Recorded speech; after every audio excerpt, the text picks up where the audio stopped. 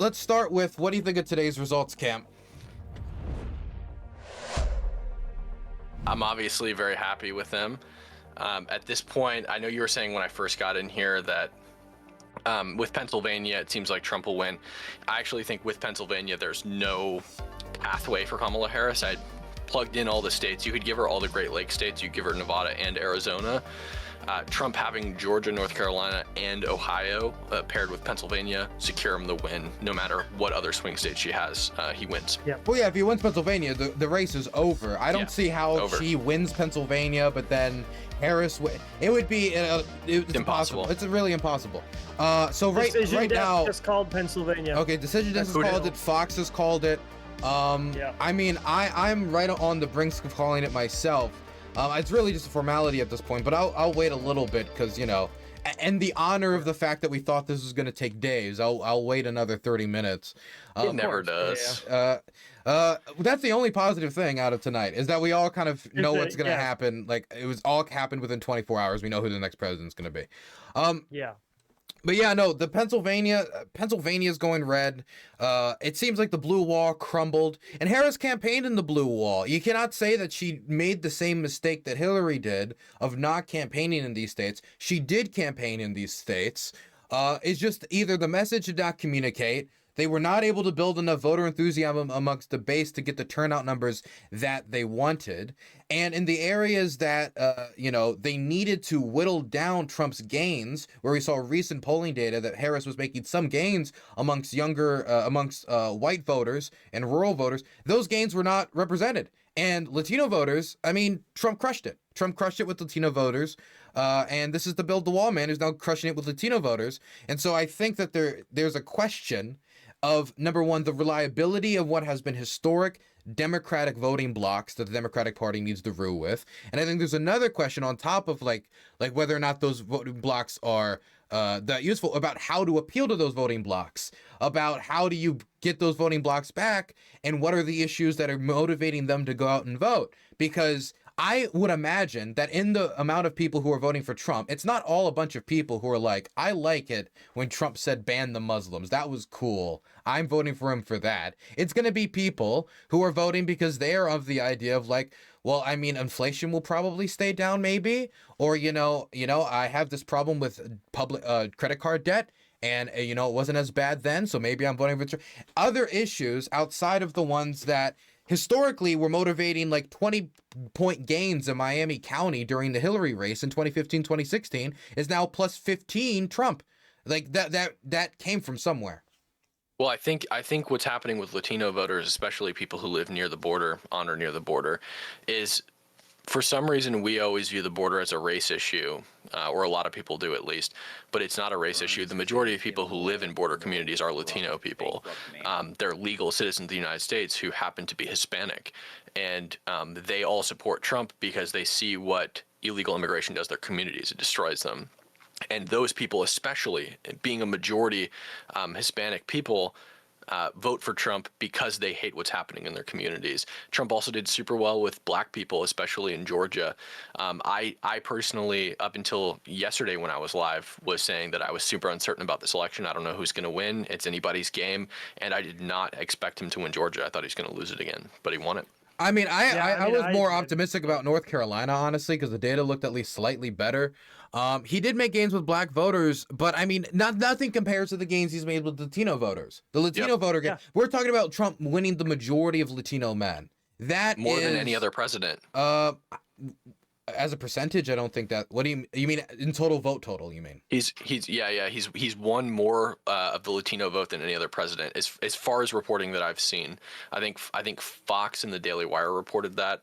When you say more of the Latino vote, you don't mean as a percentage, because Hillary has won a bigger percentage of the Latino vote than Trump. What you mean is as a total vote total. You must mean. Yeah, I think it's a total vote total. Yeah. Okay, got you. I'd have to look at the reporting more in depth, but yeah. I mean, there's a few things that makes me question. Number one, ground game. How important is ground game anymore? I was always of the belief that ground game was of the most importance, but by all reports and metrics, like Trump's ground game was absolutely dog doo-doo. It was not good, and it was largely exported to other organizations, including Elon Musk's New America PAC, which didn't have much experience with canvassing at all. And they had to kind of build it from scratch in a kind of like a haphazard effort, where Harris's ground game was largely done by either, political career politicians who've been organizing this forever. They were hitting like 2,000 doors I think every hour within these last few days. By all metrics, you would say Harris's ground game was much better, but I'm not seeing that really manifested in voter turnout or any gains from where Biden was in 2020. I gotta close my door real quick. I broke. No worries. But now the ground game, I was expecting to see more from that, but I don't. Keep the cats out. I think ground game is important. It just looks different now. I think ground game happens a lot on social media, and I know that's not the traditional narrative of ground game, but I feel like ground game to me now has to be redefined as individualized outreach. And it has to take place both on the internet and on the ground. Whereas Democrats, I think, they were trying to reach the voters that are most likely to be reached by ground game, which is normal working people and old people. They're bought into Trump. So it's like, yeah, ground game is probably still important, but in this very election, focusing your ground game on the groups traditionally reached by the ground game wasn't going to do much good for you because they were already pretty bought in on Trump. I think people enter into like parasocial relationships online too with people. So if you're very effective at building relationships with people online, your reach with those people is probably going to be even stronger than ground game, to be honest, or like traditional ground game. You know what I mean? I think you can build stronger bonds with your audience than you, just online than you could even potentially door knocking and stuff like that. We all know that. We're all content creators. We all build relationships with audiences, and we make a career out of that. So nobody should know it better than us. I think Trump leaned into mobilizers too, like RFK and Tulsi and Joe Rogan and Elon Musk. They may seem like buffoons to us who are very already mobilized and engaged. Those are mobilizers, dude. Joe Rogan endorsing him yesterday was legitimately probably a needle mover for people who just weren't going to vote, suddenly deciding to vote because they're like, fuck it. I mean, if my crew now finally thinks this is important, which they never have before, these are all people who used to say, don't vote for either of them. The government doesn't fucking care about you. Don't ever vote. Now all of a sudden their tune has changed and they're supporting a guy. That gets people who are going to sit on their ass to go vote. And that's what Obama did to win, was he didn't turn people who were already voting as much as he got people who weren't going to vote. Well, something else interesting too is it looks like right now the popular vote is going to be lower than either of the totals from the last election. If it continues on the way it is, I'm not expecting it to break 81 million. Kamala's at 61 million now, and Trump's at 65 million. We've got Michigan, Wisconsin, Minnesota, Arizona, and Nevada undecided. So I don't know. I think Trump had 70 million or something like that in 2020, and Joe Biden had 81 million. And it doesn't look like either of them are on track to hit that. It seems like less people in general went out to vote.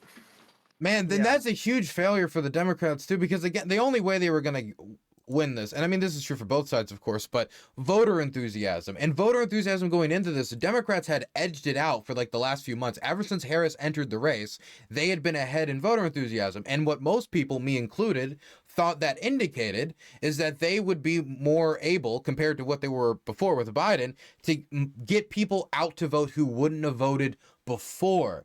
But it still might have not been enough. You could maybe question if Harris had more time and if she was able to be the nominee like 3, 4, 5 months before when Biden was first getting pushed as being the nominee again, if maybe they had more time to lay out the policy platform over a longer period of time, more time to invest in ground game, maybe this could have gone differently, especially since the margin doesn't seem like it's going to be like 300,000 got crushed in Pennsylvania. It's going to be a percentage point or two. There's going to be a lot of Democrats questioning the decision to not only run with Biden again initially before making the switch, which is an unprecedented decision that we've never had before, so there's not anything else to test it against, so it's kind of hard to find out how much that impacted this race versus like that. There's a question for you guys. If Harris was the nominee right off the bat, do you think that could have changed its outcome at all? I don't think so. I think the reason the votes are so low on both sides is for a couple of reasons. I think that there were some moderates turned off by January 6th for Trump, and that's why he had a lower turnout. And I think what happened in 2020 is you had a large crowd of people who said vote blue no matter who. They voted blue no matter who found out, got Joe Biden in office. Because, like, let's be honest, this is the issue. Kamala Harris doesn't have a rich history to run off of. She doesn't have a strong, record to run off of. She wasn't really known prior to being Joe Biden's vice president. Joe Biden, conversely, has a very strong record. He has a very rich history as a politician, but as he was running for president, his mind was very dull and he clearly wasn't all there. But people said vote blue no matter who anyway, and they found out what that looked like. And those people, I think, didn't come out and show up for the Democrats like they did in 2020 on the more moderate side, because Kamala is another one of these mundane candidates like Joe Biden, at least at the time that he ran in 2020. And then the other half of that vote blue no matter who voter block were leftists, and leftists just didn't show up at all. They're either voting third party or they're not voting at all. And that's a huge voter block of people. The leftists are already planning protests. They've been planning protests for the past 3 days in every major city in the United States. And the reason for that is they don't care who wins. They're going to be rioting regardless of who wins. They don't like Kamala and they don't like Donald Trump. So they either didn't vote or they voted third party. And that's why the turnout, I think, is like historically low. You got people turned off by J6, and you've got people not going through with vote blue no matter who, and leftists deviating.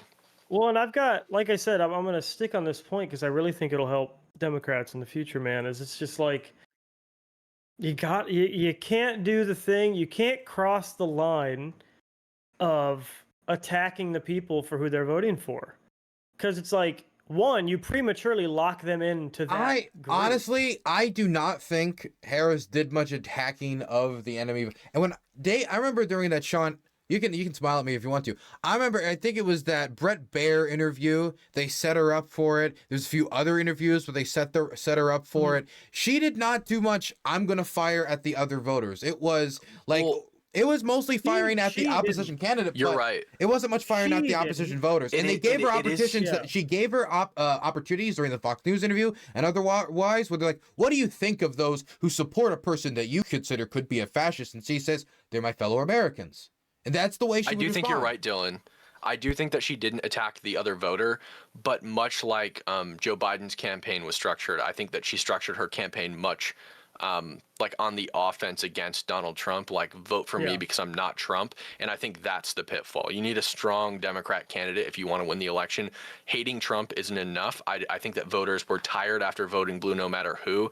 And I know a lot of vote blue no matter who people from 2020 who voted for Trump this year. Because they found out what that looked like. There's a certain percent. I don't know how. I think you have to have strong offense on Trump because there's just too much to attack. The dude, it's impossible as but it can't just be. It can't, of course, it can't just be. I just do want to say that, like, if you're running against Trump, the temptation to attack him when he goes out there and he gets comedians to call Puerto Rico an island of garbage, even if you're like, well, it's a comedian, it is what it is. Like, the political opportunity is too pure, too tasty to not grab for it. Or when he says stuff like, I'm going to terminate the Constitution or you're going to go after it. It's impossible to not go after it. But of course, you need to put forward a positive message aligned with that. I agree with that. I agree with you, but Trump does the same thing. He attacks Kamala, but he also says, look at my rich economic record and look how good things were while I was presidency. And he has this until of course he left off and the economy was there. It's more about him. But the other thing is, if you're gonna attack Trump, and that's gonna be your main bread and butter of your campaign, which I think we can all agree that was Kamala's main bread and butter, you cannot get caught lying. And Kamala didn't only get caught lying. Kamala's main 3 criticisms of Trump were all very easily verifiable lies. Project 2025, a federal abortion ban, and him, quote unquote, losing millions of jobs and causing a bunch of inflation during COVID. Every voter heard Trump say he had never heard of or cared about Project 2025 at least 10 times.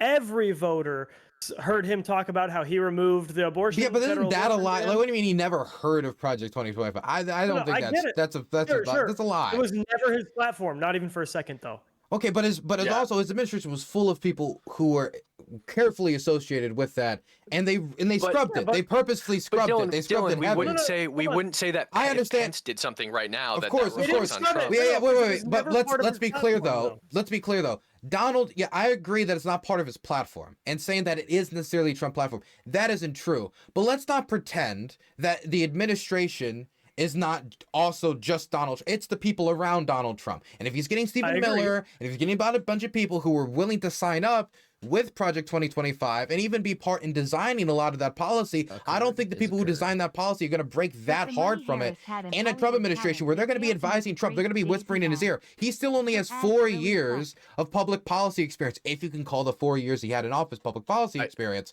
And so he's going to be... it's the highest level of experience. It's presidential experience. It depends. It depends. Of course, you have time in the presidency, but what you do as president determines what experience you have with the office, right? He didn't, for example, he did not spend a lot of time cutting deals, even though he's the make a deal president. You could not say that his first 4 years in office was one of deal making and compromise. And so I would not be able to tell you that with, for example, a divided House and Senate, Donald Trump would be able to pass a lot of constitutionally approved deal making, compromise stuff on healthcare and any of these things. So he's going to need some amount of help on these issues. And I think going to his advisors makes sense.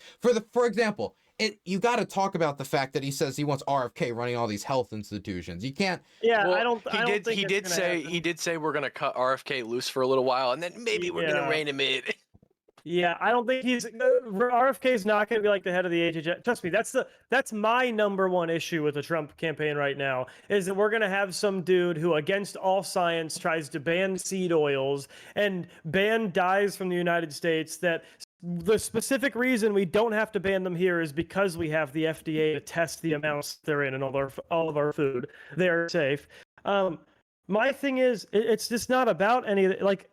We got to recenter the thing. The issue is Kamala built her campaign on not Trump, and that not Trump campaign was built on easily verifiable lies. Project 2025 just wasn't his platform. He has had 2 platforms through his campaign, and neither of them have been Project 2025. He got the GOP to remove a federal abortion ban from their platform in order for him to make it his platform. And he just what was the freaking last one? Oh yeah, everybody knows what caused the unemployment and what caused the inflation initially in Donald Trump's time in office. Yeah. And if you look at the lines as to when that stuff got better, 80% of the recovery happened under Trump. I wanna give you guys a little update here. We've got 90% reporting in Wisconsin. Looks like Trump's going to win. He's up by over 100,000 votes in Wisconsin with 90% reporting. And in Nevada, there's 78% reporting with Trump up by about 50K votes. Now, look, so we already know he's going to win, but I mean, like when you say like Trump wants to ban or institute a national abortion ban, Trump didn't make it. Now, let me finish. Whether or not he's going, I don't think he's going to institute himself. I don't even think he particularly cares about abortion on a personal level. I don't think Trump's a religious man. I don't know if you guys do. I don't think he's a religious man. I think he gets religious votes, and therefore he panders to the religious votes. But when Trump was on the campaign trail and he was asked, would you veto a national abortion ban? He dodged the question. He dodged it multiple times. He was wiggling on the answer until late in the race when it was clear that it was going to be much closer than originally intended. And so he had to break with the evangelicals to try to make a difference between him and them, because they were a weight down on his campaign, and abortion was a big motivating issue for Democrats. And so while it is true that I don't think Trump has signed up for a national abortion ban, he was the one who laid the foundation for a national abortion ban to be possible through the overturning of Roe versus Wade. And let me finish. Second point. The second point is Donald Trump, when asked if he would veto such legislation, he continued to refuse answering it during the debate. So that allowed a very easy attack strategy for the Democrats on the issue. Dylan, I couldn't agree with you. I couldn't disagree with you more. He was also delusional on the idea that all Democrats wanted to overturn Roe v. Wade. Every time he talks about Roe v. Wade, it sounds like everyone always wanted it killed. Well, yeah, Dylan, he could not. He did not lay the foundation for a national abortion ban by overturning Roe v. Wade. It's illegal for either Kamala Harris to protect abortion or for Donald Trump to outright outlaw it. Neither have a pathway to do this. Even if they got Congress behind them, if there was a national abortion ban passed or a national abortion protection passed, the Supreme Court would immediately cut it down.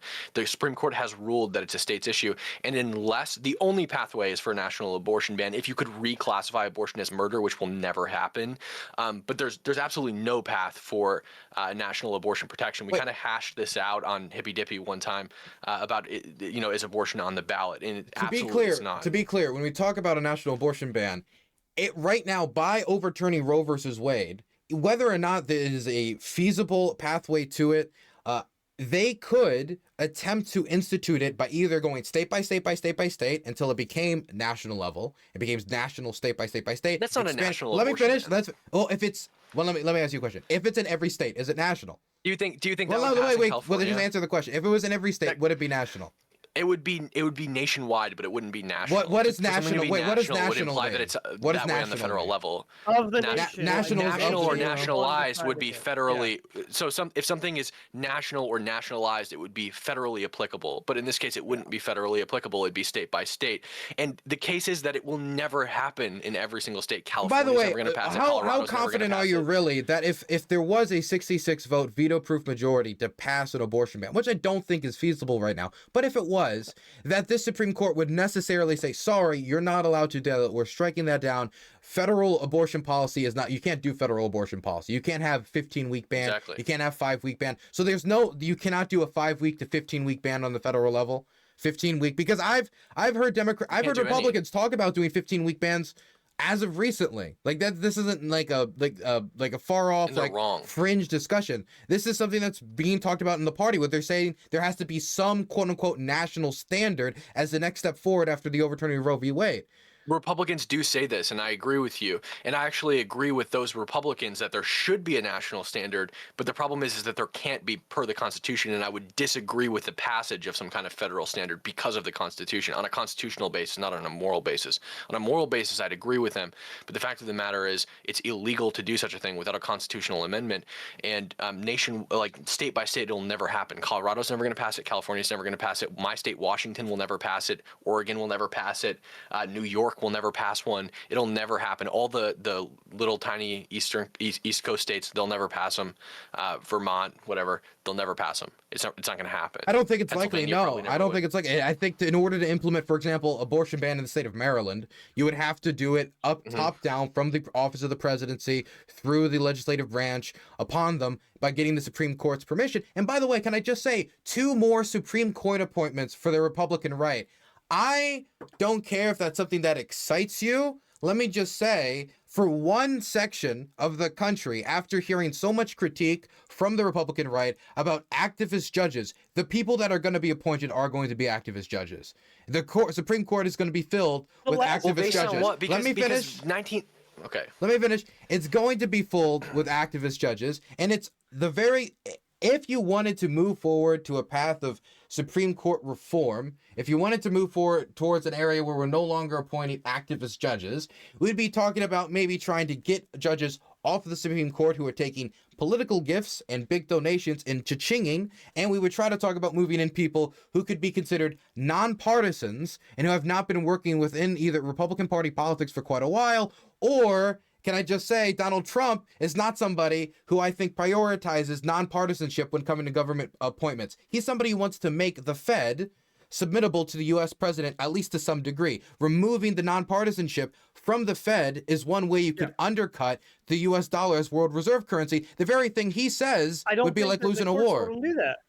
I don't think the courts let them do that. But no, these courts have not been activist judges. What we're talking about when we talk about activist judges, we're talking about judges that take liberties to redefine what the Constitution means versus judges who are dedicated to the Founding Fathers' definitions of the Constitution. So I understand that sounds like, oh, very convenient. Your judges aren't activists, but ours are. I mean, definitionally, living constitutionalism is activism. You are pursuing a modern truth, a modern truthful interpretation of a document that is not modern, whereas the other group is like, we can't trust ourselves to just decide what the Founding Fathers would have meant if they were Zoomers. We have to take their word for what they wrote down the day of. And so we do have some sort of objectivist or even pragmatic basis for what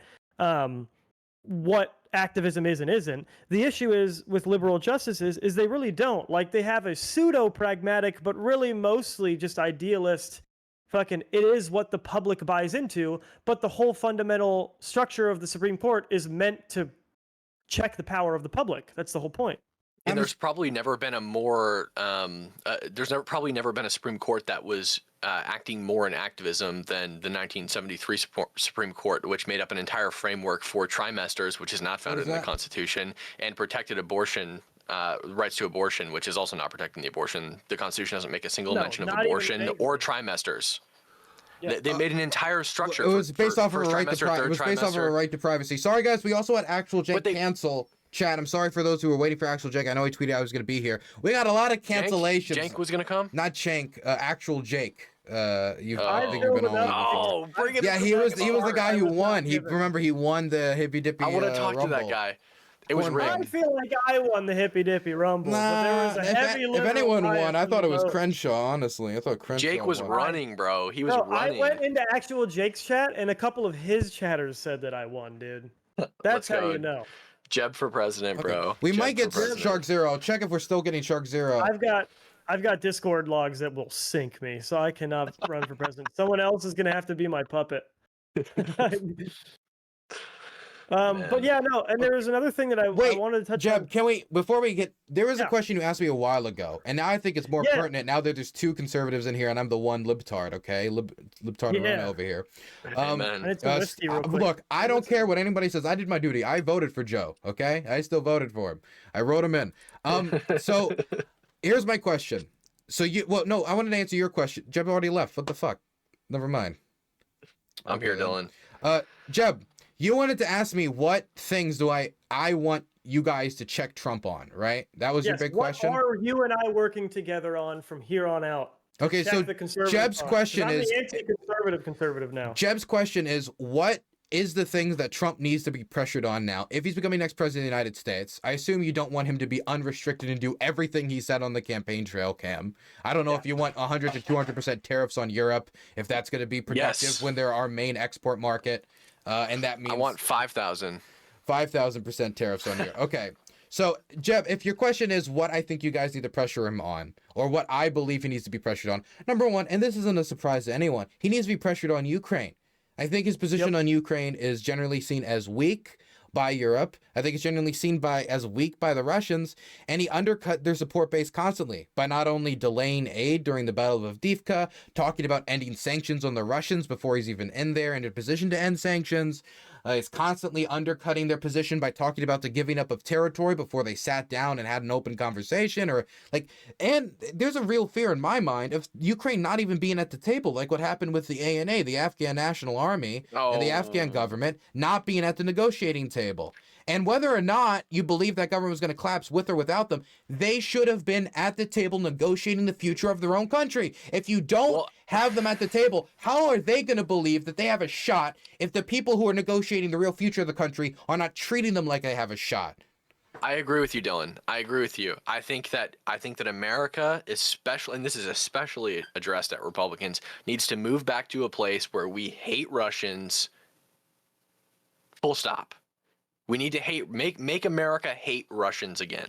I'm fully on board with that. Make America hate Russians again. I'm fully on board with that. I hate Russia. We need to go back to McCarthyism. Just kidding.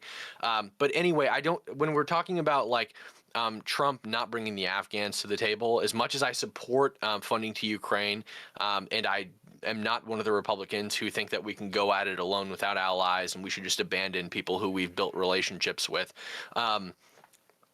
Trump didn't cut the Afghan government out of the deal. The problem was that the Taliban wouldn't meet with the Afghan government, and their quarrel wasn't even necessarily with the Afghan government. They wanted the United States to leave. And so they said, we're not going to meet with the Afghan government. So we back-channeled with the Afghan government, told them what was going on in negotiations with the Taliban. They knew that the Taliban wouldn't meet with them. And so we cooked up a deal with the Taliban for a drawdown of forces. And that's how that worked. This seems like a roundabout way of the same thing, though, because my problem is that you needed to, if you're leaving, you need to make the people who you are being replaced with credible. If you're going to pivot out of the Middle East, for example, based on a Saudi-Israeli axis that's going to be able to counterbalance the Iranians, you need to make that axis credible. You need to make it so it looks like the Saudis and the Israelis might actually be willing to work together against the Iranians. If you don't accomplish that, then it's not going to be taken as credible. If you don't have the Afghan national government in a position where they're at the table making some demands, at least making their view known, then to the Taliban, and this was their view, and this is the reason why they didn't want them at the table, the ANA is just an extension of American power. American power leaves, ANA crumbles, Afghan government doesn't matter because we're the real representatives of Afghanistan. But imagine it like this. You can imagine this in the like basis of like real world relationships. Imagine, Vosh endorses me. Let's go. Imagine that. Let's pretend for a moment that Jeb and Dylan are gay lovers and they break up, and Jeb won't. I could absolutely picture that. By the way, let's imagine that Jeb is so infuriated by this lovers' quarrel that he won't speak to Dylan. I said, I'm best friends to both Jeb and Dylan, and I said, Jeb, come on, we just need to go to the table with Dylan. We need to have a conversation. I'll moderate the conversation. I'll make sure everything goes fine. Jeb's like, dude, I'm not talking to Dylan. He's an asshole. He cheated on me. It's over. Like, I just can't do it. You guys both want to get back together with each other, but neither of you will talk to each other. So I go talk to Dylan. Because neither of you will meet with each other, and we work out a deal for you and Jeb to finally meet up and talk. There's nothing wrong with that. There's nothing wrong with doing that. That was the problem with the Afghan government, is the Taliban refused to meet with the Afghan government, and so Trump met with the Afghan government and back-channeled with the Afghan government. I told Jeb everything that Dylan said in our conversation, but Jeb wasn't physically at the table because neither wanted to speak with each other. And in reality, the Taliban's major issue, again, was not with the Afghan government, because we essentially built the Afghan government. Their problem was with the United States being present in Afghanistan.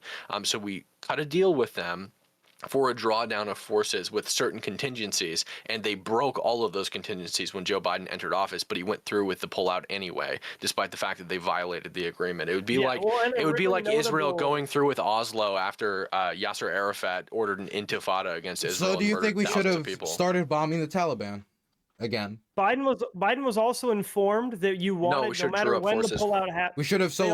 But then those forces would have been fired upon by the Taliban. No. No. Well, you don't think that? You don't think we would have lost troops in the degree, Taliban? But it doesn't matter. We lost troops anyway. The fact of the matter is that when we pulled out of Afghanistan, we drew down forces, and we drew down forces before we withdrew, and then we had to draw up forces 50% plus what we had in the first place. So regardless, either way, we're drawing forces up. We should just drew them up in the first place when they broke the agreement and then tried to broker another agreement. But the problem is that Joe Biden wasn't a strong enough leader to do that. I don't think Trump would have done it either. I think once the timetable. No, I don't. I think once the timetable was set, there was a question of whether you would break with the timetable, and Biden did extend the timetable. It was a question of whether or not they would stay with it, pull out, and then American forces would not have to be fighting the Taliban, or we stay and we would have to re-engage in combat with the Taliban. We would have to escalate combat operations against the Taliban, and we would be having more American soldiers coming back home in coffins. The problem is that the Taliban were afraid under Trump. The Taliban were afraid under Trump. They weren't killing American soldiers. They weren't killing Afghan soldiers. Under Trump, they were terrified. They stayed in their holes. They didn't attack people. They didn't gain ground. They didn't take cities. As soon as Joe Biden took office, they started gaining territory. They started taking cities. They started. You mean as the withdrawal was scheduled, they started to take over the country? Yeah, that's not that surprising. As the withdrawal was coming up sooner and sooner, that's when they started to take over the country as well. We were also drawing down forces while Trump was in office. The pullout was scheduled post Trump presidency. It was scheduled for after he would leave office. They started gaining ground as Joe Biden became president. We had been drawing down forces even since Trump was president. Forces were drawing down more and more and more. They started taking cities once there wasn't American soldiers there to hold those cities anymore. No, we started drawing down forces. We had been routinely pulling people out of Afghanistan while Trump was president, and they didn't start taking cities until Joe Biden became president. And the reason for that is because Trump said, "I'm gonna fucking kill you if you kill Americans or if you take cities." And so the leader of the Taliban stopped trying to gain ground. So we didn't lose any. We didn't lose any U.S. troops in Afghanistan under Trump. For the end of his presidency. What do you mean the end of his presidency? How many months was it? How many months was it? Who knows? Who knows how many months it was? I want to say 17, but I feel like that might be wrong. Okay, but we did lose Trump. Okay. I feel like we're getting off course. Significant period of time. We're way off course anyway. My main point was, I do believe that those people still should have been on the table for a question of credibility. You cannot make a replacement government credible if they're not present during negotiations. That should have been a sticking point. And I would make the point that keeping troops there under the condition that until they negotiate with the ANA, we were not withdrawing until they're able to sit down with them. That would have been something to build credibility in the staying force that I would have believed in. But this is my main question to you, Cam.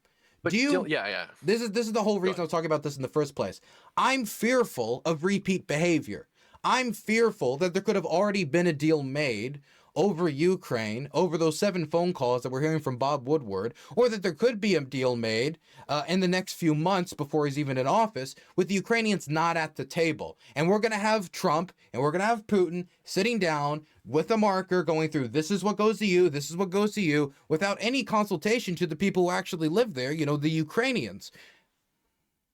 Yeah, so this is what I think that we have to consider, Dylan, is that first of all, the Afghan government is essentially a United States proxy government. I think that we have to consider the actual intentions of either Joe Biden or Donald Trump when it comes to Afghanistan. Do you care if I interrupt you one more time to announce something pretty big? I'm sorry. Real quick. Okay. Let me try not to lose my train of thought. So I'm sorry to say this, guys, but Pennsylvania is Donald Trump land. I'm confirming Pennsylvania for Donald Trump at this point. NBC News has confirmed it. Fox News has confirmed it. Decision Desk has confirmed it. And it has decided to go for Donald Trump because it is the hillbilly home of the Pennsylvania Steelers. Trump has won the election. It's official, guys. Pittsburgh Steelers. But no, Pittsburgh Steelers, Pennsylvania Steelers, whatever, you get the idea. What I wanted to say is I think that we need to evaluate the intentions of either Joe Biden and Donald Trump in the Afghan withdrawal. Was their intention to make the Afghan government, the NA, a continuous state in Afghanistan and protect them as a state, or was their intention to get out of Afghanistan? And where did those two things rank as priorities? And I think for both Trump and for Joe Biden, in terms of priorities, getting out of Afghanistan ranked higher than maintaining stability in Afghanistan. I think that's the case for literally any U.S. politician. Getting out of Afghanistan with the least amount of U.S. casualties physically possible, I think, was the top-ranking priority for everyone. And I think there's a much different approach with Ukraine. First of all, Ukraine is not a U.S. proxy state. We didn't create the Ukrainian government. We don't like. They could exist independent of the United States, is what I'm saying.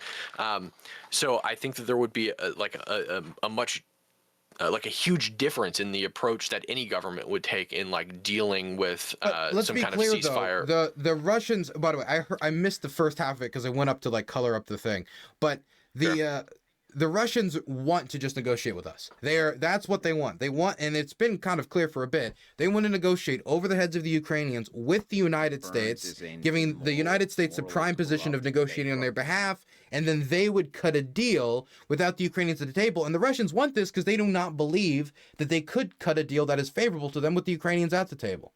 Sure, but the United States isn't essentially in charge of the Ukrainian government. First of all, that's one of the biggest things, is the United States doesn't have almost full control over the Ukrainian government, and the United States doesn't have the authority to make decisions for them.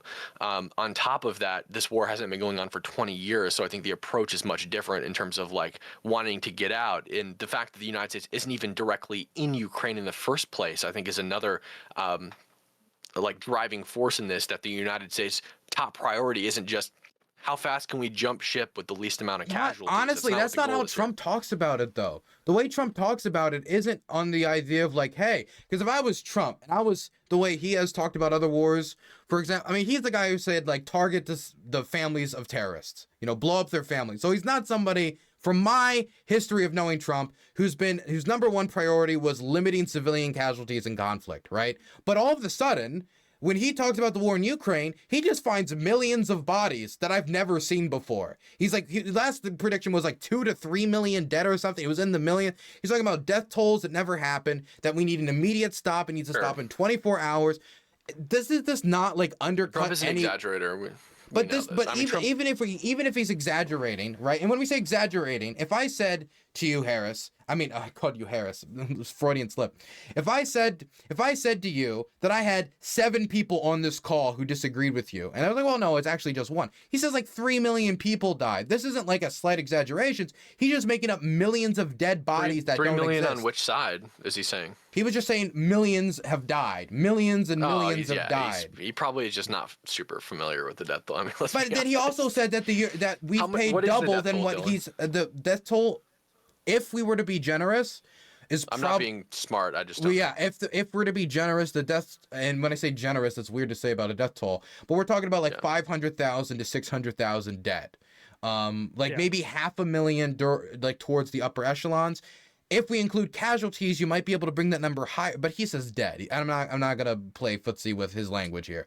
But it's not only that. He also lied about the amount of aid we give them. He said we give them 300 billion. We've never given up 300 billion. I wish we gave them 300 billion. We gave them maybe half of that. He says that we've given more than the Europeans. The Europeans have given more than double in total value than we have. And so I mean, you know this, Dylan. I deeply agree with your position on aid to Ukraine and to Israel. I 100% You agree with my position on aid to Israel? I had no clue. Oh, well, no, okay, maybe not Israel, but to Ukraine for sure. I agree with your position. Wait, what's your position on Israel? Hold on. My position is that we should shield on the internet right here. What's your position on Israel, Dylan? My position is that for Dylan. I know what yours is. We got more people who want to come in right now. Okay, why is it all conservatives right now? Kick me off, Dylan. Oh, dude, wait, Dylan, can I debate some conservatives on funding to Israel and Ukraine? Let's go. Don't start. I'll join them because I'm #1 Israel shill. I used to be a 2-stater, and I was a liberal fucking cuck for that in college. Do I need to get a cam on? And now being a 2-stater makes me an Israel shill. Turk, you don't need a cam. I mean, a cam's preferred, obviously, but you don't need a cam. Y'all got my pretty face. Okay, so I was in the waiting room saying, I love Dylan. I like his podcast he shows. I want to be available if Dylan wants another conservative. Some nutcase came into the waiting room and started saying how Russia is behind Kamala Harris losing this election. And I'm just like, dude, how does Russia make Trump lose in 2020, then makes Kamala Harris lose in 2024? That's like the most bizarre thing I've ever heard in my world. I don't think it is. When you look at what the way the campaign was run, her strategy was awful. She was lying habitually while also trying to run on the fact that she wasn't a liar like the other guy.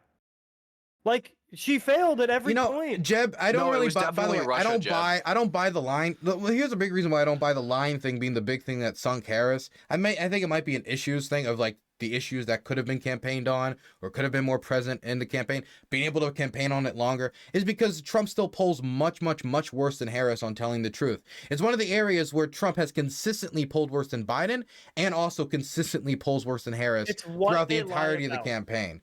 It's what they lie about. It's like, all right. So I shared a Convoy had a ridiculous fucking map. Kamala by 320. The Senate was going to go Dem, and the House was going to basically be all Democrats.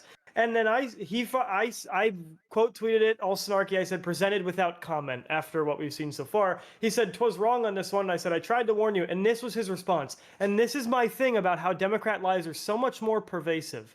The Democrats are on their knees, getting butt fucked by Trump right now. And he still says, economy vibes are both worse and more important than I thought. He is dying on the hill that everybody who's uncomfortable economically is either dumb or lying still.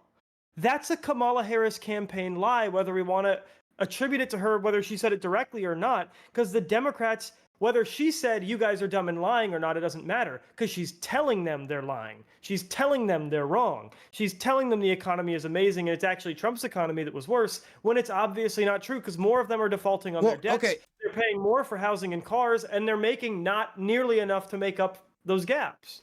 Dude, this is the problem that Harris found, is on one hand, she needed to claim the victories of the Biden administration when it comes to the infrastructure bill, the CHIPS Act, the Inflation Reduction Act, try to claim like green energy investment. She wanted to claim inflation coming down. She wanted to claim these things while also distancing herself from the failures. And doing that, it's kind of hard to choose the things you like and then distance yourself from the things you don't like, which is the first problem. But then on top of that, when you have good economic indicators and you want to brag about those, when you're out there bragging about GDP increases, or you're bragging about how much better we're recovering than all the other G7 countries, or now how inflation is now coming down, people are going to listen to that, tie that to their own individual experience with either credit card debt, medical debt, student debt, I don't know, pizza debt. You guys have seen pizza debt? You can buy pizzas on debt now. Anyway, whatever debt it is. NPL is a crime. Or you could look at the mortgages, or you could look at any of these things, and they connect that to their personal experience. And when they hear these bragging about positive economic indicators that as an American, I'm happy about American productivity going higher and higher and higher every year as European productivity stagnates. That's true. But if you compare that to everybody's lived experience, for some people it's going to pan out, and for others, especially in states like Michigan, where she needs to win it, it's going to be much harder because that isn't necessarily connecting with their lived experience. And a lot of the benefits that you would see through this long-term positive economic outputs, these are things you see over 10 years, 15 years. These are not things you're going to see within 4. Problem. And well, I think they're also always doing this thing, Dylan, where they're like, we have the strongest economy in the world. It's like, okay, no shit. We've always had the strongest economy in the world. We had the strongest recovery of all the G7 countries. Okay, no shit. We always have the strongest recovery of all the G7 countries. Like, in fact, our recovery almost necessarily has to happen before theirs does, because let's not just say anytime America recovers better than other countries. It just had to happen that way because we're the United States and America is just so beautiful and so good that it's always how it's going to happen. I don't necessarily buy that. I don't necessarily buy that. Wait, yeah, you like, for example, institute like 100 to 200% tariff on like some of our main trading partners. That might be a way to mess up something like that. No, not really, because when the Europeans did it, it worked out. When the Europeans did it, they ended up with the most robust domestic car market of any geographical region in the world. Like by placing 20% by placing 100% tariff on by placing 100% nobody, Dylan, cars. You can't. Nobody's placing. No, yes. Europe has 100% tariffs on American vehicles. You cannot sell a Ford. Why do you think it's so difficult to buy a Fiat here in the States? Well, a Fiat is different because they got bought by Chrysler. Yeah, it was. All of our trade partners tariff the shit out of us too. All of them. Okay, even Canada, and Japan. Look, I'm not ceding the point on tariffs. 20% tariffs across the board are going to be inflationary. If you threatening that is going to cause investor panic. And when we're an international node of trade, where we're the world reserve currency, where so many of our factory inputs, so many of our different. Let me ask first. Okay, well. So Dylan, given the results that we're likely to see, what do you predict to be the stock market reaction tomorrow? What do I predict to be the stock market reaction tomorrow? I think it entirely depends upon whether they believe what Trump said or not, whether he was being honest about his economic It's the entire stock market. They'll either say, oh yeah, Trump's a bad guy with a 20% tariff that's going to be hitting us, or it's going to go the other way. They don't know because they don't know if he's being serious or not. When Trump talks about policy and economic... Do you think that's how business people operate? Do people, working with an economic uncertainty, not knowing where to move their money this way or that way until they have a better idea of whether these policies are actually going to be implemented? Yeah, I do think some business people think that way.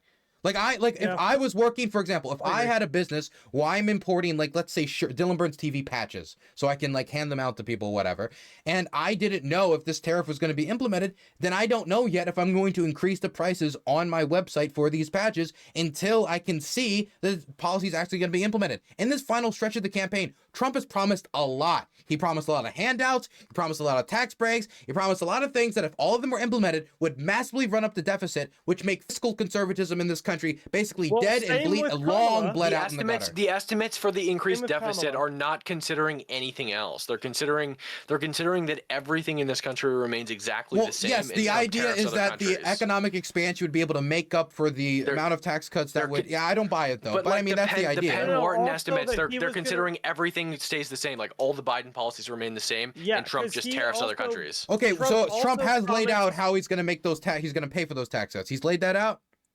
He has, yes, as aggressive as much as Kamala has explained how she's going to get 3 million. That's not an answer. That's a dodge. That's a dodge to Harris. Hold on, it's a meme, but the DOGE. He said he is going to start a branch. He's going to start an agency whose job it is to cut wasteful spending from the government. That means, I mean, that says nothing to me. That's just a general commitment to cut. I mean, that's just a general commitment to cut spending. That doesn't mean anything. I have a question, Dylan. Of a plan, Dylan. Yeah, it's a concept of a plan. That's exactly what it is. It's a concept of a fiscal. And look, just be honest with me, because I know Turk's a fiscal conservative, and I know he's principled on the issue.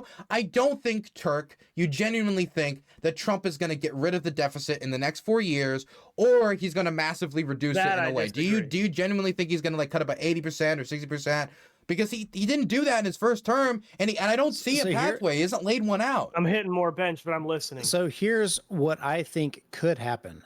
We actually get a handle on what we're actually doing with our current spending, with our current objectives and priorities. And Trump's probably going to try and say, hey, this is what I would like to do.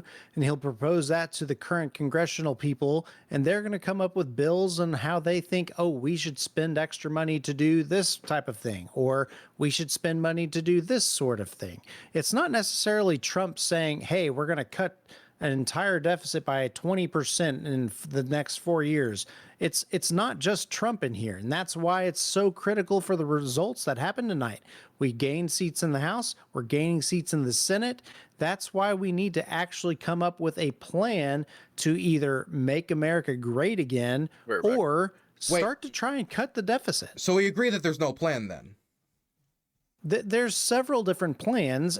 Trump can't just sign everything into order without congressional approval. Well, I mean, I know that's why his win tonight is pretty good. But there's no.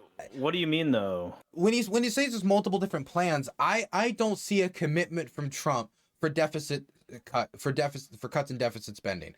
And in fact, I would say that deficit spending and cuts deficit spending has taken a massive backseat in this election. I've heard very little from either campaign about fiscal responsibility. And don't even call it fiscal conservatism, just fiscal responsibility when it comes to managing the budget. I haven't heard anything about cuts, really. I haven't heard anything about we're going to not about just basic cuts, about the economic expansions that would produce enough economic activity to make up for this. I haven't heard anything about the other end of what these policies and tax cuts are going to need to make them functional, unless you're just going to do massive deficit spending. And so if I'm thinking about Donald Trump and the way that he managed deficit spending before, or hey, Shark, I hope your camera's a little. Don't worry, you got time. It's pretty. I'm not hopeful that all of a sudden he's going to become fiscally prudent, because he hasn't shown that in the last 4 years during his term, and he hasn't shown any interest on the campaign trail because it's not popular. It's no longer a popular issue within the Republican Party, at least amongst the voters. At least they don't seem to think so, because they're not campaigning on it. So when it comes to actual deficit spending, right, that means you're spending less money than you're actually pulling in order to pay bills, right? Yes. Yeah. So the main goal with Trump's policies right now is to increase the amount of money that's actually coming in, not through the avenue of increasing taxes or putting undue pressure on different people or organizations. The goal is to unleash some of the burden that these type of organizations and people are actually coming up with in order to spur the economic growth, right? And that's the difference between the Kamala plans and what Trump is planning, even if the spending is the same. So it's like, okay, how much money will Trump pull in versus what Kamala is going to pull in?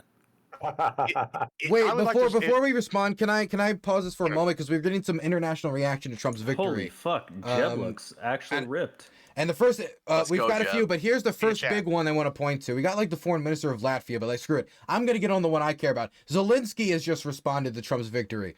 Let me read you Zelensky's statement. Congratulations to real Donald Trump on his impressive election victory. I recall a great meeting with President Trump back in September when we discussed in detail the Ukraine-U.S. strategic partnership, the victory plan, and ways to put an end to Russian aggression against Ukraine. I appreciate President Trump's commitment to the peace through strength approach in global affairs. This is exactly the principle that can practically bring just peace in Ukraine closer. I am hopeful that we put it into action together. More hopeful than I am.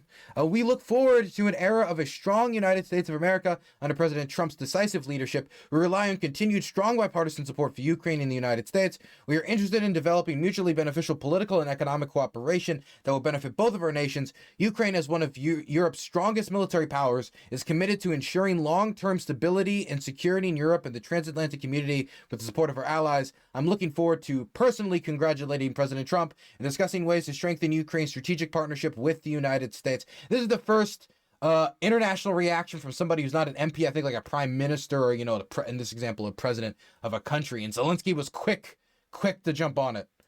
Hell yeah. Let's go, Zelenskyy. I support you 1,000,000%.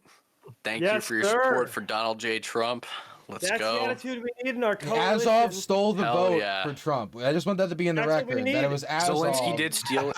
Thank you, Zelenskyy, for rigging the vote for Donald Trump. Amen. This is why we love Ukraine and support funding. This is the reason why I support funding. Amen. It's because he rigged it. Where's Kamala's concession speech? That's my question. Probably she already conceded she left her own watch party event in terms of she did leave. That's not an official concession though. It's a repeat of 2015. They had the campaign manager come out. Then it was John Podesta. Now it's whoever gives a fuck. And and we'll probably hear something from it tomorrow morning. They're hoping out for like some Philly numbers that'll be crazy. I don't think it's happening, but that's what they're hoping. Watch. Actually, wait, but here's what I'll say. Zelensky's very smart for issuing that statement very quickly, supporting Trump. Fucking reps. I think that like what he's obviously trying to do there is like maintain some kind of conservative support among Republicans in the United States, which is super smart of him. Mm-hmm. So. Good on him. Do you think that has a chance of success? Do you think the well has already been so poisoned by because the media space has been really okay? Let's find some basic agreement that the fact that the conservative alt media space has not been kindly towards Ukraine. You're right for sure.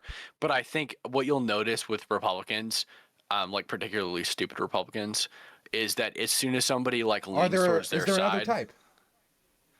No stupid Republican here, Mr. Dylan, sir. Okay, apparently you'll notice is like as soon as somebody kind of leans towards our side, like mainstream Republicans immediately pick it up. They're like, oh. But so I think this was very smart of Zelenskyy. I think that it could potentially sort of move Republicans back. Because one thing that I hate about the Republican Party is the Russian sympathization. It's honestly disgusting to me. Like I said earlier in this stream, make America hate Russians again. Move back to McCarthyism. Just kidding. I'm not kidding. Make America hate Russians again. For real, seriously. I'm with you on that. That was something I disagree with Trump on foreign policy wise. I think why did we all wait until after the buzzer until he wins and then they're like, okay, we agree. Ukraine stuff was garbage. It was always garbage. I always said this. You know it. Wait. But if you said it, this is the problem, Cam. This is when it comes out the principal, Cam. Because if you did say it, you said it. Wait. Let me finish. Wait. Let me finish. Now the question is not saying it. The question is saying it loudly. The question is saying that Trump is dog shit on Ukraine, and he needs to quickly reverse course. Dylan, for the record, my position is the same. Dylan, I have to respond to this. I have to respond to this. Dylan, for the record, I go live on TikTok. I got two people here on TikTok more than I go live on Hippy Dippy or whatever else, and I always fucking fry Republicans who think that we shouldn't support Ukraine. You might not necessarily know this, but I have always supported Ukraine loudly, and Israel, of course, Israel. I'm the biggest shill for Israel, but I'm also a big shill for Ukraine. Because this is my problem. Okay, let me put it this way. I thought people like Ben Shapiro and others who were more of the hawkish type, and I've seen be the warrior for like a hawkish foreign policy for the last 20 years, when they came to like this democracy in defense, keeping up American credibility, I would expect them to be much more hawkish, but I think a lot of it genuinely comes from a lack of support in the base and a fear of public backlash, where even if they support Ukraine, a lot of the pro-Ukraine voices in the conservative movement have been quiet. They've been quiet out of fear of backlash. And that doesn't just translate to the alt media space. That translates to legislators, where I know there's people on the Hill who'd say, I would vote for Ukraine aid, but I'm worried of being primaried. I'm worried of being challenged from within my base. I'm worried about fundraising. Dylan, I don't know about you, but like I don't know how this translates to your side, but as a conservative content the creator, Democrats are like all hail Zelensky, man. We're in line on this. I hardly watch Ben Shapiro, Charlie Kirk, or any of the other conservative influencers. So I don't necessarily know what they're doing. Well, they're my but like heroes. when it comes to me personally, when I'm debating Ukraine, I've always been a support.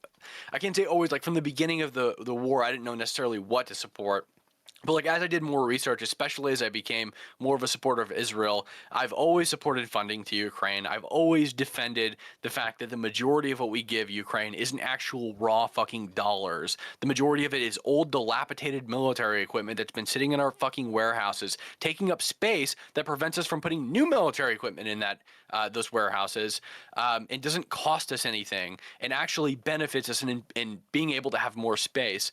I've always said this. I've always defended Ukraine. I've always supported Ukraine funding. I've always supported funding to Ukraine, to Israel as well, obviously, because I'm the biggest shill of Israel on the planet.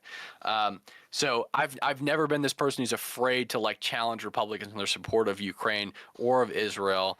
I don't care what other commentators in the space are saying. It's never been a big like thing that I've shied away or anything like that. You obviously see me more in hippy dippy, but I talk about this like every day on TikTok, and a lot of the creators around me are people who support Israel, but also have very strong support for Ukraine, and some of them who have even served in Ukraine themselves. So, okay, I mean, I wish you luck. I just my hopes of where the conservative movement is right now on the base when it comes to where the vibes are, I think is very. I don't know where bleak. it is either.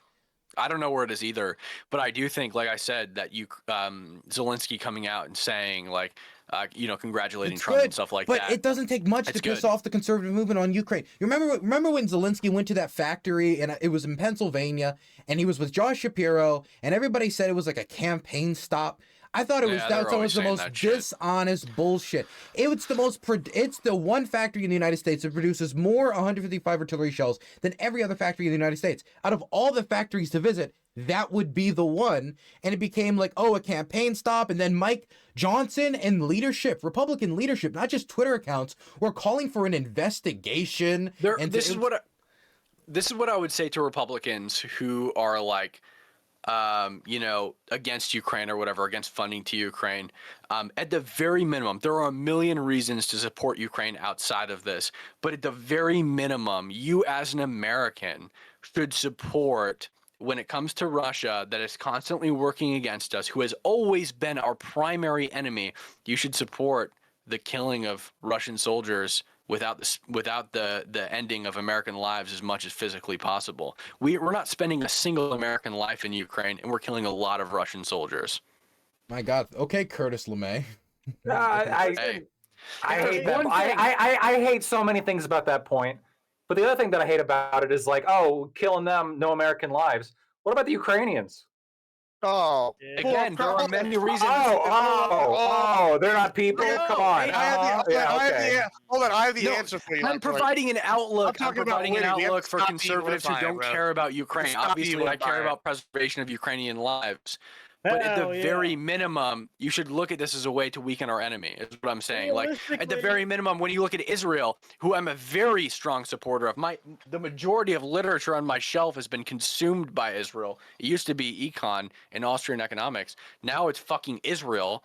Okay. Then the Jews took over academia. Yeah, you should at the very minimum, as a person who's like skeptical of foreign aid, you should look at this as a way to weaken Iran, who is our enemy and funds all of these proxies who are attacking Israel. If you like Donald Trump's success story, if there is a politician on this planet who has emulated Donald Trump's success story, it is Amen. Yes. Yeah, when he was elected, it was elected under the same. Not only is he the actor and reality star, it was on the same mandate that the establishment failed us. They were unable to get rid of all the corruption. That they failed on, reforming the system towards the way of the people. And so we needed somebody who was a political outsider that would be a Molotov to the system. And that's how Zelenskyy beat Poroshenko. Zelenskyy beat Poroshenko. Zelenskyy. That's Zelensky's evil brother. Listen, I appreciate the mustache. Hold up. Somebody said that I'm a huge Von Mises fan. So my main problem when it comes to people that talk about what about the Ukrainians when they're talking about people dying in this war is that they think that when the war ends and like Russia's ceded everything, that Ukrainian suffering ends. And like the fact is, it doesn't. Like, we've seen so much shit that's happened inside occupied territories in which people who don't speak Russian, who only speak Ukrainian, who are Ukrainians, are the ones who suffer the most in those occupied territories. So to just like say we're just going to give up on that and we're just going to draw a line is literally ceding all those people to like literal fucking hell on earth. Look, by the way, I got to wait. One last thing. A new projection. Zelenskyy wins all 50 states. Zelenskyy wins all 50. Congratulations. Sorry, continue. Right. Well, I thought he already lost today. But... Ukraine. And then Dylan's going to become a Trump supporter. Well, I mean, just to be fair, like I think there's an argument to be had, and this I think maybe why Zelenskyy is hopeful. Like when Trump threatened to pull out of NATO, I don't know that people like on the left thought, hey, it means he's pulling out. I thought it was a negotiating tactic to get them to do their fair share. And I think if that's the case and it was successful, which it seems like it was successful, that means there's even more people against Russia, which I hope is the long con. I also think we all know Trump is a petty person. If Putin crosses Trump, I think Trump's going to come after him real hard because there's nothing worse than a friend that's a new enemy, right? You know what I'm saying? Like, or an enemy that used to be a friend. That's the expression. It's a bad time. I don't know.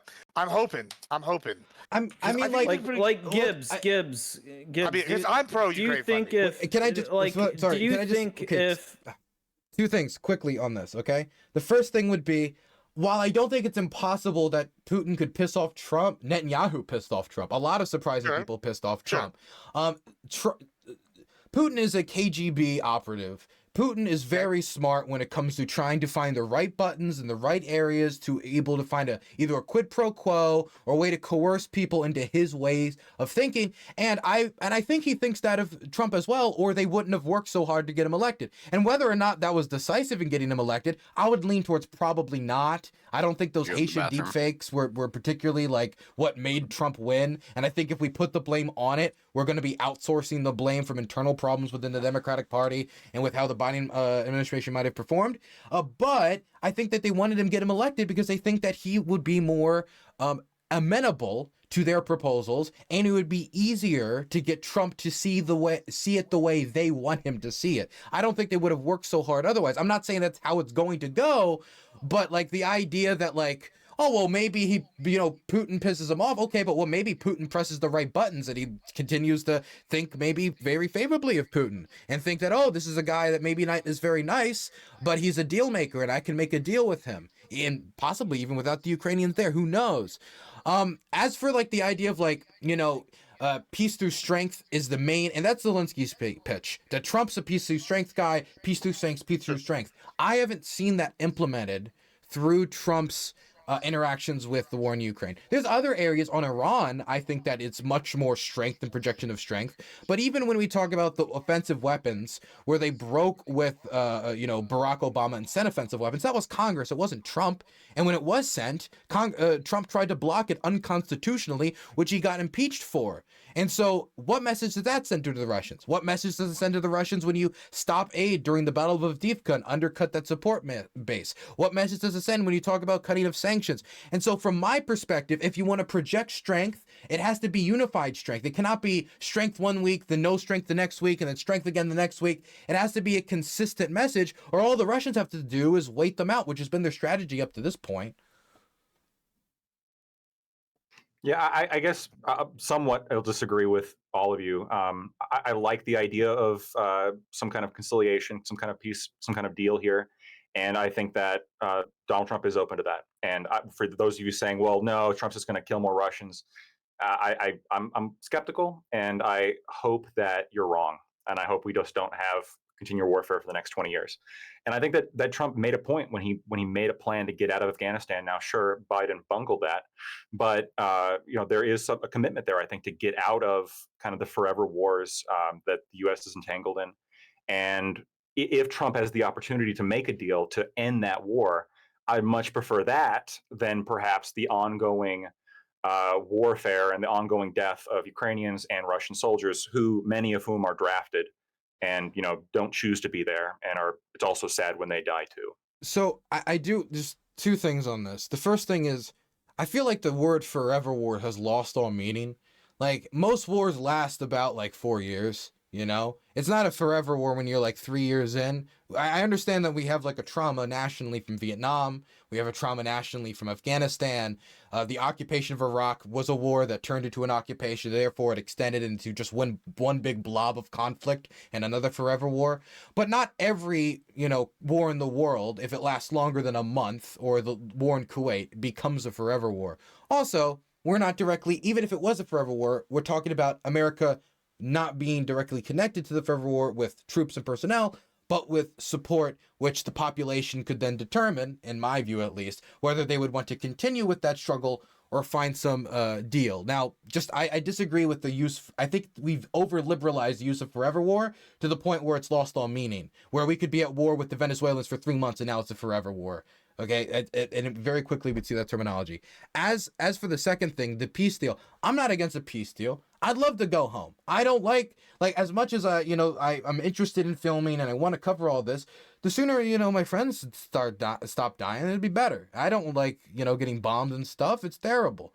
But when someone says take a peace, if there's an opportunity to take a peace deal, take it. What does that mean?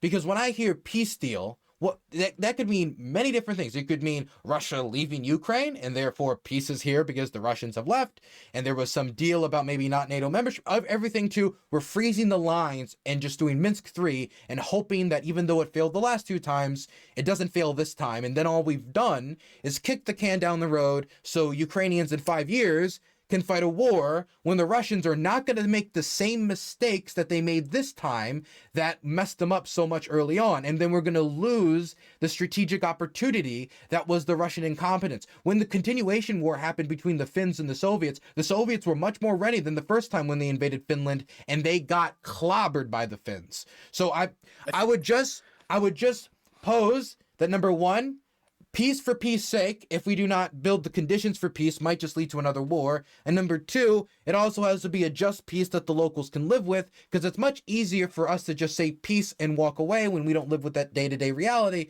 But that's different for somebody who's on the ground and has to live under occupation and live with the day-to-day reality of that violence, that intimidation, that thuggery. And so when we say accept a peace deal, there has to be a scenario, and this is my question to you, Lactoid, and this is my question to everybody who's much more skeptical of continued support to Ukraine. If you believe in Trump's philosophy of peace through strength, there has to be a point, if you were to negotiate with the Russians, where you say, I'm walking away. This is not a good enough deal. The Russians are demanding all the land they currently have. They're demanding no NATO membership. They're conceding nothing to the Ukrainians, despite the fact that the Russians, their economy is not in a good shape. They've lost so many men in this war. They have many reasons for wanting the war to end, for the survival of their society and even their civilization, when you talk about it demographically, for God's sakes. And so if we don't negotiate with them in a way that shows that we have leverage, but instead just gives them everything they want, and we don't reinforce the Ukrainians, we're not even governing through Trump's philosophy, which has been my biggest problem with Trump, is he doesn't have a consistent foreign policy governing philosophy. Syria is the greatest example. Middle of the night, convinced by Erdogan to pull out of Syria, and a late-night phone call, doesn't talk to his advisors, does it. In the morning, his advisors say, what are you doing? It's going to expand the war. And so they reverse course. Already too late, though. Kurdish politicians getting dragged out of cars and shot. Then he flips on it again. There needs to be a consistency, and not only strength, but just a basic consistency and planning and strategy and philosophy, which I'm hoping that can be brought there. But with J.D. Vance in there and the Elbridge Colbys, I don't know, man. I don't know. I think to Dylan's point, the biggest issue with American. Let me slip something in real quick here. I think the biggest problem right now, to Dylan's point, with the exaggerated forever wars, is that people in the United States, especially Republicans, are completely fucking illiterate when it comes to foreign policy. They have no understanding of how foreign policy works, how foreign aid works, and they think that America can kind of go at it alone without any allies anywhere in the world, and just completely protect their own country and isolate themselves with no fucking allies anywhere. The problem is that you need to choose strategically where your aid goes. Should we be funding gender studies programs in Pakistan? Probably fucking not. Should we be funding our allies in Ukraine and Israel? Absolutely. Go ahead, Lack. The problem isn't the funding, it's where we allocate funding. We have the funding for all these programs.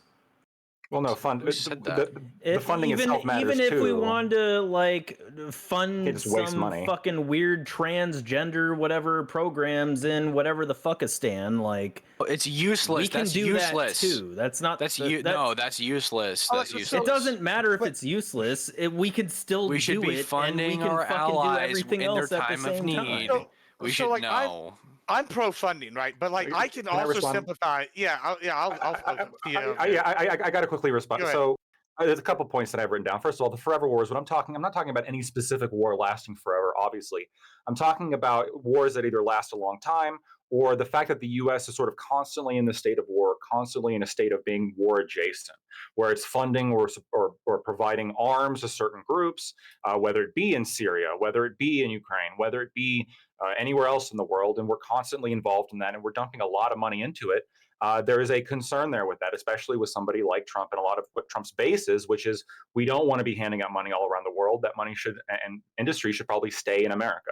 And I do think that there's a significant demographic of people who voted for him that this is the source of their main skepticism with the funding for Ukraine is that it doesn't appear to have limitations, and it doesn't appear to have an end date, right? It seems to just a tremendous amount of money, and it's consistent. But even Trump said that this was not how you do. I remember Trump said, and this is one of his first critiques on the campaign trail. It was one of the few I gave him credit for. He was critiquing Obama's withdrawal dates for Iraq. He said, "You're gonna tell them the day you're gonna pull out?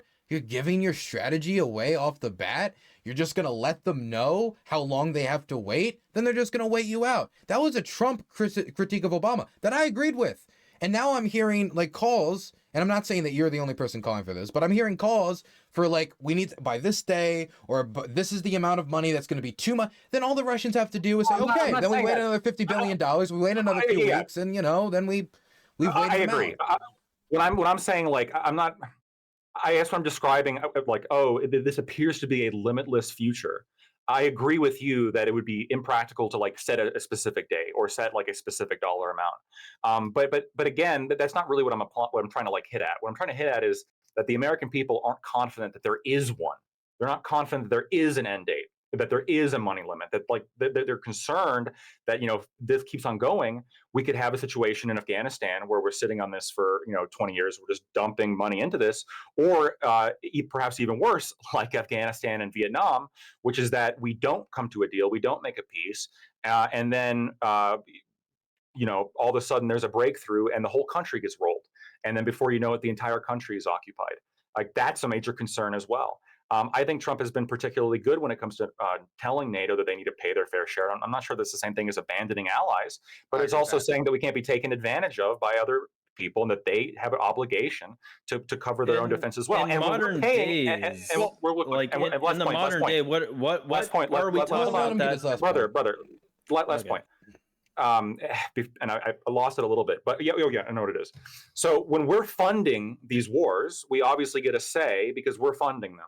So I understand that, like, yes, taking into account the locals' desires and everything, that's going to be part of the negotiation. I'm not saying that shouldn't be, but ultimately, Donald Trump is going to be the president of America and going to represent American interests. And I think that it's fair to say, look, we can use that funding as leverage on both sides. We can say, Russia, you have to come to the table and put forward some kind of reasonable negotiation to prevent a future war, which I agree with you, Dylan. I mean, that needs to be prevented. But also, I'm pretty sure, if I'm not mistaken, the current Ukrainian position is they're not going to make peace without Crimea. And that's just not going to happen, right? Like, there are certain things that just aren't going to happen. And that there's concessions that need to be made, like, on both sides. That's the way peace is made. So when we talk about like money around the world, the money that we're sending is mostly being sent to like Pennsylvania. It's mostly being sent to Arizona for American factories, where we then make these munitions, expand our domestic production, and then send them over to Ukraine to either test these new weapon systems or to be used against the Russians. Now, you could say that I guess we could have put those weapons in our own stockpiles, but I think we found through this war that there is a need and I'm saying this as somebody who's not the biggest industrial militarist, there is a need for us to be able to produce a bunch of artillery shells very quickly if this type of interstate, large-scale warfare has been reintroduced to the European continent and could be reintroduced elsewhere. And right now, our artillery production is not up to snuff. And so whether this war continues or not, we're going to need to make these investments in artillery production. And so when we're talking about like losses of money from the American taxpayer, essentially what we'd be discussing is whether we would expand this artillery production and then send the shells over for the immediate security priority, or expand artillery production and then use it for the possible future security priority of fighting the Russians in a separate war. Like, I feel like this is very A to B. We're going to need to do this anyway. One of our allies needs this right now, and we've made previous security commitments that our credibility depends upon, not only for the European commitment, but also internationally, to deliver to the Ukrainians. Both at the start of this war and before, when we asked them and threatened to starve them if they did not give up their nuclear arsenal and their delivery systems, which are now being fired at them. As for like the Ukrainian concession position, I don't disagree that one day, when all is said and done, that the Ukrainians might not get everything they want. But my problem is right now with how we seem to be negotiating is we're undercutting ourselves. When we stop sending aid, like midway in the support, and then restart it later after we've lost battles and it had an impact, you're just undercutting your negotiating position. You're not doing anything else but that. And we did it for completely partisan reasons. We did it for, it ended up not manifesting in any policy achievements. It was stopped for really no good reason. He's talking about ending sanctions on the Russians before he's even in office. And I can't even begin to speculate what these private phone calls with Putin were. Maybe it's something along the lines of Jeb Tan has said is, you're going to give me the best deal possible because I am so, I'm Trump and I'm going to get the best deal, whatever. Or maybe it's, I'll scratch your back and you scratch mine. In much the same way that Trump pursued the Ukrainians originally. When he first sent offensive aid, and people on this panel claimed it as a victory, it wasn't Trump sending the aid, it was Congress. Congress approved the aid, Trump blocked it for dirt on his political opponents. What if he could develop a quid pro quo relationship with the Russians over 7 phone calls since he's left office? I don't know. I'd like to hope not. I'd like to hope for our country and for Europe and for Ukraine that's not the case, but it leaves me very concerned. Well, Dylan, you don't even have to go back to the sanctions we have against Russia now and lifting those. Like, Trump lifted the sanctions that Obama had placed on the Russians. Like, yeah, prior to the invasion, within a year of prior being to the in invasion, office. I think what a lot of people neglect to realize too is the fact that a lot of times when we're like tallying up that total number of aid that goes to Ukraine, what we're doing is if we send a Humvee that was purchased by the U.S. government initially at, let's say, like $100,000, and it's depreciated over a significant period of time down to like $20,000. When we send it to Ukraine, we still mark it at $100,000, and that's why that tally is so fucking high. We send piece of shit military equipment, which is very significant to Ukraine because, let's be clear, both sides are fighting, at least at the beginning of the war, we're fighting with pretty shitty weapons. The Russians, let me be clear, it's getting worse. Yeah, they're getting older and older and older. The tactic of the Russians has always been blunt force. Oh, this was so hold up, return. I was not finished. I was not finished, return. The tactic of the Russians has always been blunt force with shitty fucking equipment. Okay? They were still fighting at the beginning of the war, both sides, with M91 Mosin-Nagants, which is the rifle that I hunt with. Okay, I would not want to be caught in a war with an M91 Mosin-Nagant. It's fucking bolt action. I love the Mosin-Nagant. I love the Mosin-Nagant. Let's be clear, but I would not want to be caught in a war with it. So anyway, these things are still very high value to Ukraine. But they're very low value to us. So when we send these things to them, they get marked up at market price, like what we would have bought them for, but they're not actually worth that. And that's what tallies up this huge price that you keep saying to Ukraine. Australia, by the way, just sent a bunch of decommissioned Abrams, and these are Abrams that were going to be destroyed. So it's actually a question of saving them money. And what's interesting too, Dylan, okay, is these tanks, a lot like the tanks and the weapons and stuff that we're sending to Ukraine. The interesting thing is a lot of that shit was stuff that was was intended to be used in war against Soviets when they were actually manufactured in the 80s, which is super fucking interesting. They're claiming their birthright. You know, like the number one thing that pisses me off the most is that the Marine Corps just gave up like 1,000 to 1,500 M1A1 Abrams that they're no longer ever going to use, and they gave those over to the Army. And those are now just in warehouses in Arizona. And yeah, we'll never use M1A1s. Aren't going to get used. Like, just fucking send those over. That's something that I feel like we should do. They're just going to be used as scrap metal in like 20 years. Well, we're already doing that. We're sending all sorts of stuff. I saw them talk about even older tanks, like from like the 50s. They're talking about selling, and we've seen the success with the Bradleys. This is something I've advocated for to the Republicans a few times. Actually, one of the first times I ever interacted with you, Dylan, we were on a panel and we were discussing the border bill, and I was not in favor of the border bill for a variety of reasons. And I actually wanted the Ukraine bill to be separate because I wanted the Ukraine to be a separate issue because I thought the border bill was so bad it was going to sink it, get the funding. However, that being said, as a Republican and as like a neocon, I'm an interventionist. I like the idea that we're in there fighting the evil empire of Russia and China and all these other people.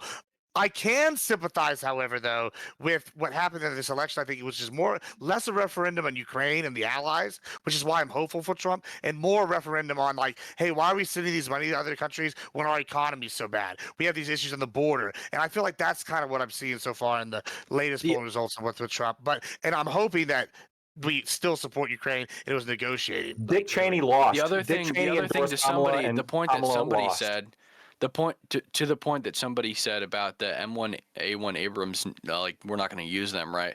Not only are we not going to use them, and they're basically useless to us, they fucking take up space, dude. They're huge tanks. Yeah, it's a lot of storage. And when we get rid of them, we can fill them with like M2A2s or whatever the newest Abrams tank or whatever we're manufacturing. Experience for me, the wildest experience is going here, riding in equipment and seeing equipment, and then coming home and being able to talk to my grandfather, the Vietnam vet, about that same equipment and what it was like. Used the same shit. Yeah. How cool is all the military tech? I just gotta ask. Like, it's all over the place, dude. I was looking at pre-World War II machine guns shooting down Shahid Jones in the Sumy Oblast last week. Like they've got you'll see a Maxim machine gun, then a Browning, then you'll see an Abrams, then you'll see a tank from like 1950. It's all over the place. Dude, the drones the crazy thing too is the drones that they it's use. Like a VR chat world where everybody brings the assets they have access to, and they're literally the drones. It's a military LARPers. I've seen them strap fucking explosives to the same drone that I used to report at protests. Can I ask you another question? Literally, Ukrainians have been the most the most OG American military force you've ever seen, with how resourceful they are, how creative they are. It sounds like some rednecks. That's why I really do think like it is a point of American solidarity, like truly, to support the Ukrainians and the Israelis, but even more so the Ukrainians even. And I think we can move Trump on that. I think we can. Can I ask you another question, John? I'm really Trump curious. Can be moved on that. Like, I will eat my words on how Trump's just going to betray Ukraine. Oh, I'm of the 100%. As a Polish Ukrainian American, backstab immediate. I honestly, I don't feel that's going to happen. But if it does, I'll eat my words on that. I think Trump's going to be a strong supporter for Ukraine and for Israel, especially Israel. And I don't know who said more so Ukraine. I definitely support Israel more than I support Ukraine. I think that our relationship with Israel is slightly more important. I think that both are very important, and I very much support both.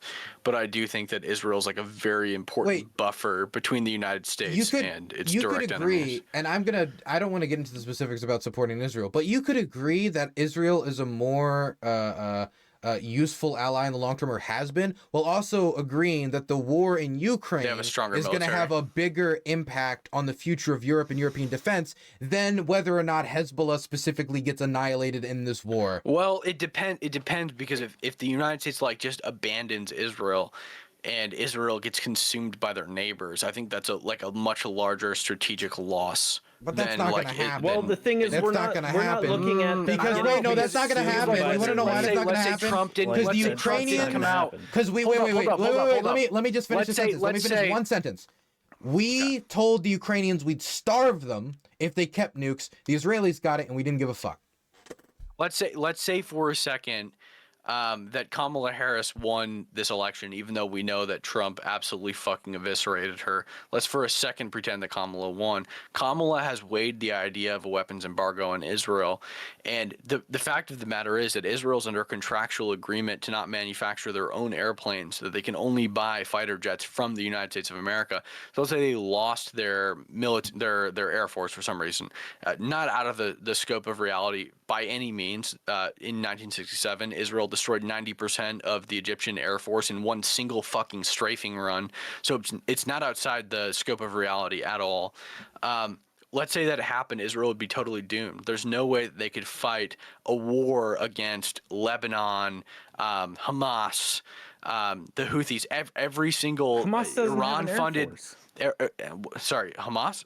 Okay, but do you think that Russia, for example, wouldn't step in and provide those things like they have every fucking time? Hamas doesn't have an air force. Every single time, like that Israel's been stacked up against an opponent that doesn't have an air force, Russia has stepped in and provided it for them.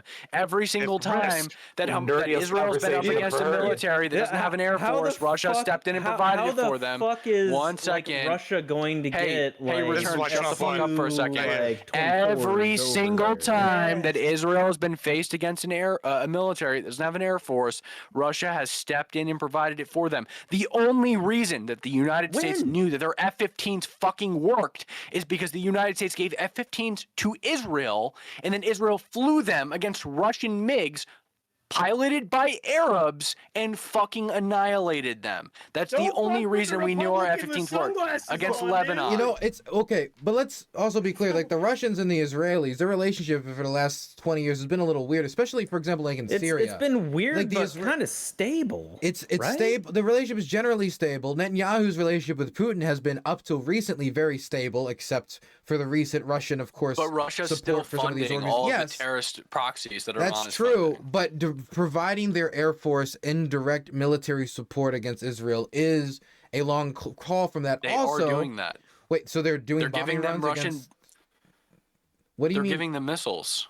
Well, I know they're giving them missiles. I thought you meant they were like going to provide them with aircraft. I don't even know if they have the aircraft to spare right now. It wouldn't be surprising considering they. Oh, well, that's fair actually. So considering it'd be difficult. It'd be difficult considering like what's going on currently in Ukraine. So that does like pose a specific strategic strain on Russia providing military assets. But they are still providing military assets right now. But in terms of aircraft, sure, that could be an issue. But it's just like the Russians have had to live with Israeli strikes in Syria for the last 10 years, and they couldn't really do anything about it. Yeah, and I also want to put out, like, after Russia started sending, or after Iran started sending Shaheeds over to Russia to bomb the shit out of, like, Ukrainian civilian infrastructure, it wasn't within, like, 2 months. I think this was, like, September of, like, 2022. Israel bombed the living shit out of an Iranian-owned Shaheed plant in Syria. Yeah, that happens all the time. What's your point?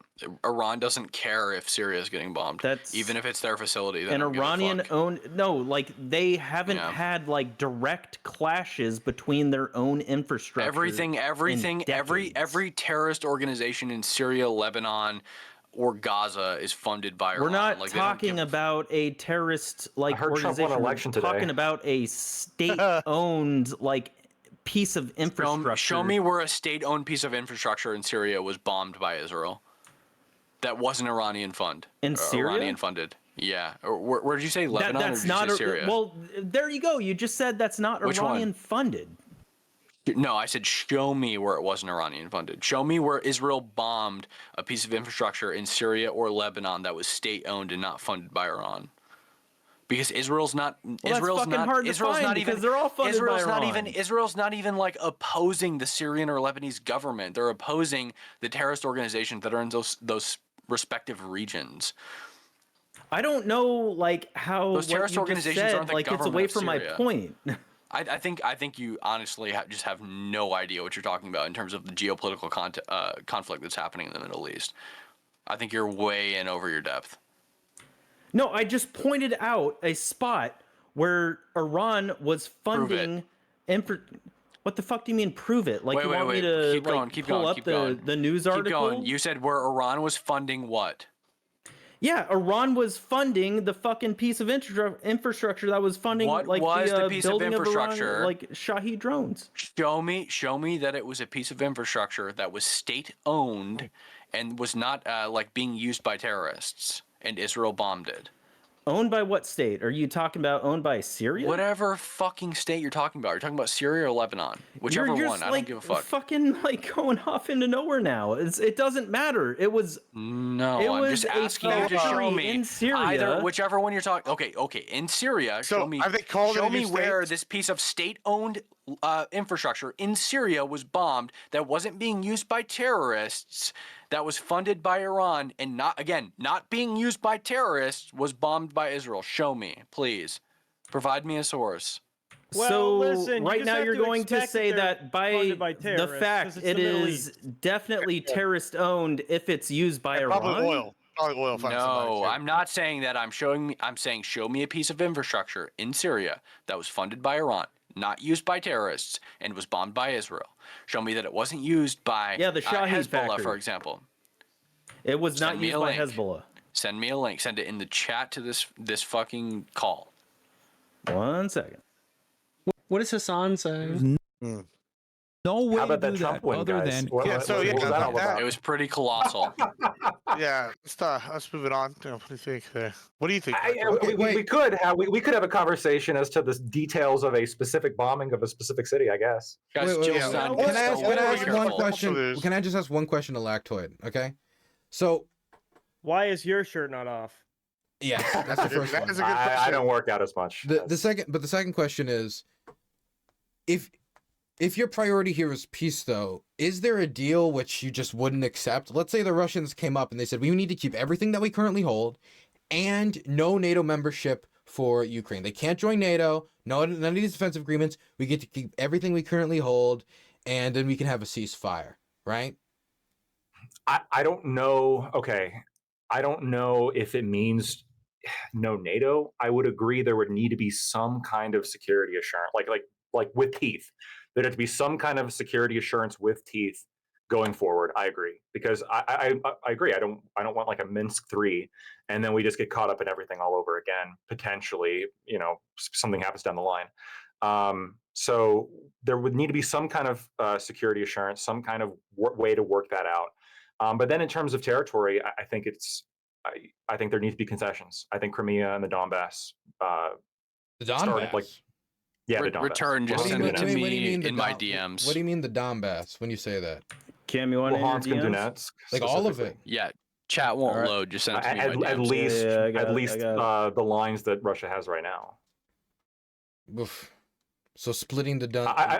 I know they haven't occupied all of Donetsk, the Oblast of Donetsk. They basically have occupied all of Luhansk, and more actually. But yeah, I think that they're I think that would be a sweetheart deal, and there would need to be some kind of like a leverage used in the funding to make Russia come to the table on that, saying, look, if you don't make this deal, you thought that we were funding Ukraine before, your head's going to spin. We're going to start giving them all sorts of shit. We're going to make a deal now. And they're going to be, it's not going to be Crimea's going back to Ukraine, because that's not going to happen. I don't know. It depends on the day. I think there could be a complete territorial trade for promised constitutional neutrality. But I mean, obviously, I think there'd have to be much more investment. But I don't know how realistic the Russians are to take even that deal at this point. This is my main problem right now. I have yet to see any indication from the Russians that they're genuinely serious about negotiating a deal.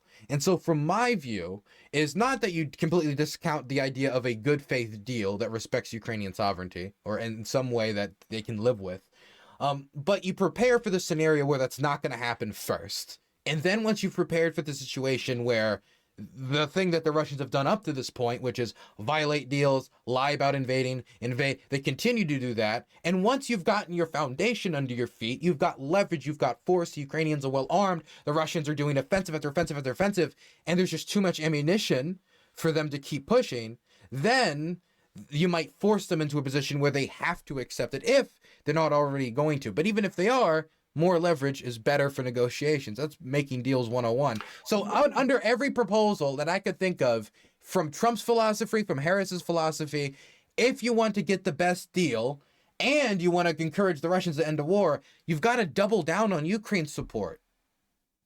Or at the very least, we have to threaten to double down because, again, we have a say. It's our money. It's our equipment. And the goal here is to come to some kind of peace deal that prevents this, again, from going on forever for our resources, but also for the lives of hundreds of thousands of people over there, millions of people, really. And so the problem is, I mean, I follow this a lot. I know you do as well, obviously. Maybe you wouldn't agree with this, but this is kind of my position now based on the maps I've seen. Russia's been winning, and they've been gaining a lot of ground lately. And if you look at the amount of ground they've gained in the past several months, it has been significant. And there was the Kursk offensive that everyone was all excited about, and even that's falling back. There's been multiple incursions into that, and that's losing ground as well. I'm concerned that as this goes on, we might lose some of our leverage when it comes to making a peace deal. Because if the momentum solidly shifts into the Russians' favor, what leverage do we have at that point? What motivation do they have to come to the deal if they're thinking, look, we just got to keep this going for 4 more months and we're going to be sweeping into Kiev, right? I mean, my problem has always been that there are now I think it's a united. Now, I put most of the blame here on the Republican Party. I'll put 80% of the blame on the Republican Party and or Republicans when it comes to either delays in aid. It was not a Democrat issue. It was a Republican issue. People can say it wasn't.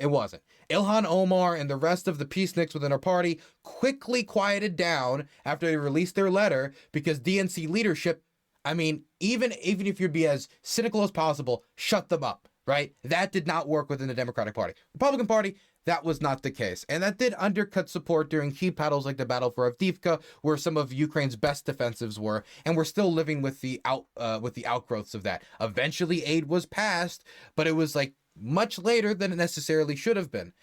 So I do think that the current state of the war is impacted not only that, and of course I'll put some blame on the Republicans there, but also on dragging our feet on decisions around F-16s, on dragging our feet on decisions when it comes to long-range strikes, for our inability to support offensive operations into Russian territory once we crossed the line and it was clear that wasn't going to escalate to nuclear war, our inability to leverage South Korean support.